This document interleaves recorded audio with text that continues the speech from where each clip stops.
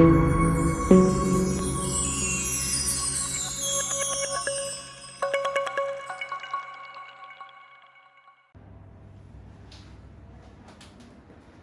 doctors. Today I'm going to talk about basics of laser. That's our dermatological laser. Let's jump in. So this is an electromagnetic spectrum. Before going to lasers, we'll just explain what is this electromagnetic spectrum. Mainly there are ionizing and non-ionizing spectrum. In this, only this portion, you see, this is my drumsticks, okay? These are the clinical lights we use. That starts from 400 to 11,000. Okay, this is what we are going to explain today.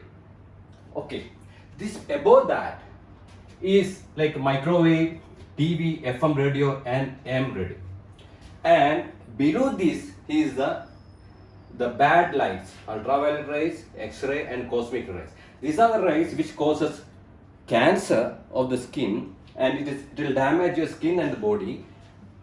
But these are the clinical lights, 400 to 11,000. Some people say laser will cause cancer. So we'll have to explain this.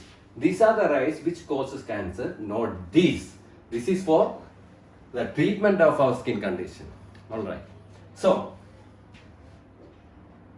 let's just check this. What is electromagnetic spectrum? I just explained that. And these are the rays we will clinically useful lights. That is 400 to 11,000. Okay. And above that is the radioactive waves. And before that, this has a radioactive, all that broadcast and all microwaves and all this. Above that, that's 11,000. And before that is the X-rays, gamma rays, ultraviolet, which is harmful to the body. These are the visible lights. Visible lights are where we can see with our own eyes. Starts from 400 to 700 nanometer. Okay. And these are the bad lights. I always want to stress on that. Okay. So there are two distinctive ways of making four ranges of clinical lights. What is this distinctive lights? These are the lasers and pulse light devices. And we use four ranges of clinical light. As I already explained, UV light, visible light, near infrared and mid infrared. And we use these two as a light source for the treatment of our clinical conditions. Okay, so now let's see what are the different wavelengths. I'll just explain to you. I'll just take a walk through this. UV light 200 to 400, the UV light from the sun, and visible light is 400 to 700. All I explained. Near infrared ranges from 755 to 810, and near infrared is 940 to 1064 nanometer, and mid infrared, far infrared, and beyond. Okay, these are the wavelengths. And what you have to see the difference between the normal light, like bulbs you see, the bulbs, tubes, and that is the normal light. What is the difference between the normal light and the laser? Then let's check what is the difference.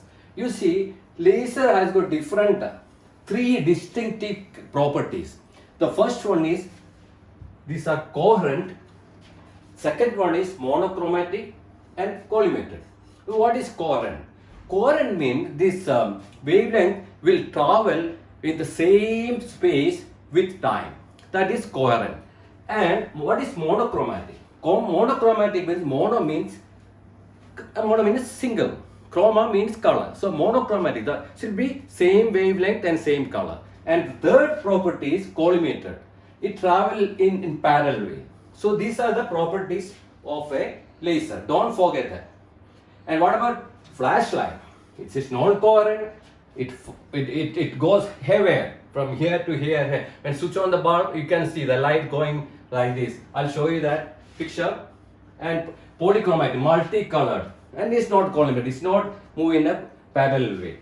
So you see this is the normal light. This is the light. These are the properties and characteristics. So you see here, this is coherent, monochromatic and collimated. Whereas this one, see, Yeah, this is parallel, coherent and same color. This is different color, different direction. This is the main primary difference between the normal light and the laser light. Now let's check what is laser. We'll come to the point. What is laser? Laser is an acronym for the light amplification by the stimulated emission of radiation. That is laser. L-A-S-E-R. Laser. Okay. So, how laser works? Laser works with there should be a source to excite the photons, excite the lights, and there should be a cavity, and there should be a medium. So, a pumped up the laser cavity with the medium will produce the laser light. I will go into detail in another topic. Further details, I will explain more on this physics. Okay. Now, as of today, I will be explaining only that. So, let's check. I already mentioned what is laser medium. Laser consists of a pumping system, a medium, and a cavity. So, what is laser medium? Without medium, laser won't work. That's one part of important part of a laser. Laser medium are different types. One can be either gas. Gas examples are CO2, argon. And second one is fluid, that is organic dyes, where you see in pulse dye laser, rhodamine dye is the medium. And a solid state is the ruby, Nd:YAG, Alex, erbium YAG, diode. These are the solid or semi-solid the mediums. Okay. So now let's check what is the first law of photochemistry. So light is falling on the tissue. What happened? It can either reflect or absorb, transmit or scatter. I'll show you that figure later. And you should understand there is no reaction without an absorption. Light absorbed, then reaction is there. If it is scattered, no reaction. It split to some other areas, there is no reaction. Okay. So that I'm going to show you. This is the laser tissue interaction.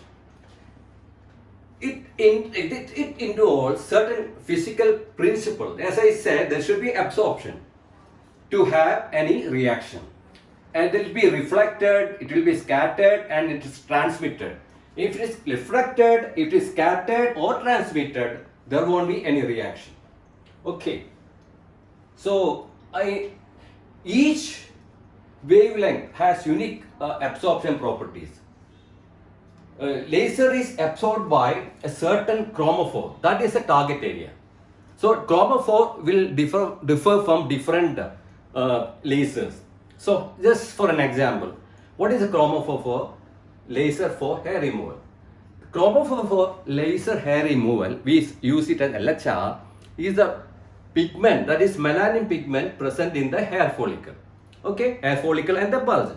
So light will be flashed and it will enter through the skin, and this melanin present in the hair follicle will absorb this laser light. This laser light will be converted into heat. With that heat, hair will be destroyed. That is the principle. So here the different chromophore, different target tissue, different target points are there for each laser. It can either be melanin or it can be hemoglobin or water. So I'll come to that. This that we already shown. This is the thing, light interaction.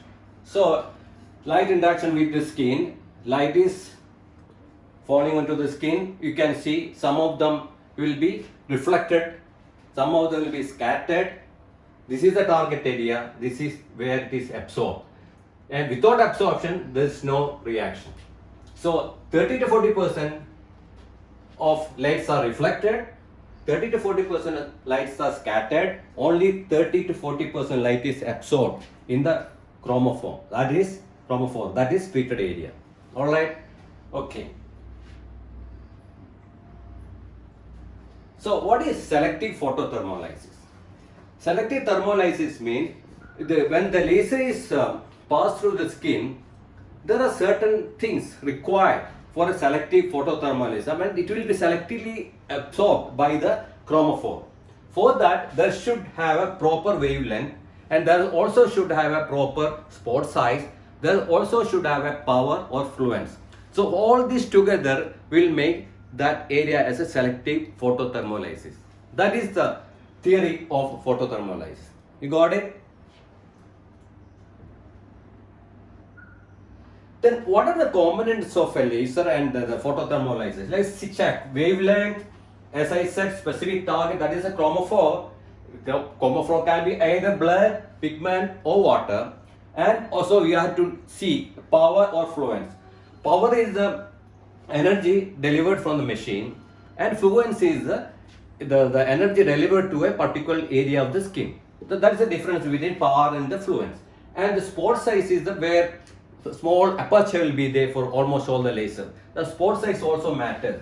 And time of pulse, that is pulse duration. That usually in seconds, can be milliseconds or microseconds, or can be picoseconds, and or femtoseconds even. Then, what are the targets? Already talked about the chromophores. These are the targets. I'll again repeat the oxyhemoglobin. When you say vascular lesion like portoine stain, hemangioma, laser target the oxyhemoglobin in the blood vessels. That is extra blood vessel. You know what is hemangioma, you know what is portoine stain. So extra blood vessels will be present. So these oxyhemoglobin will absorb this light and will convert into heat. With the heat, that blood vessel will be destroyed. That is where vascular laser acts. So the melanin pigmented lesion is, melanin is the target, that is a chromophore, like freckles or nevus photo, even other types of nevus, or type of pigment lesion, the target lesion, even hair, the target lesion is, the target chromophore is the melanin. And also for water is a chromophore for CO2 and erbium YAG laser. So it can be used for cutting and ablation. PDT, photodynamic therapy, that is also has been, for that we use extra chromophore for that, for PDT. That is a different chapter. I will explain it next time. Okay. To recap, all this absorbed light creates reaction in tissue.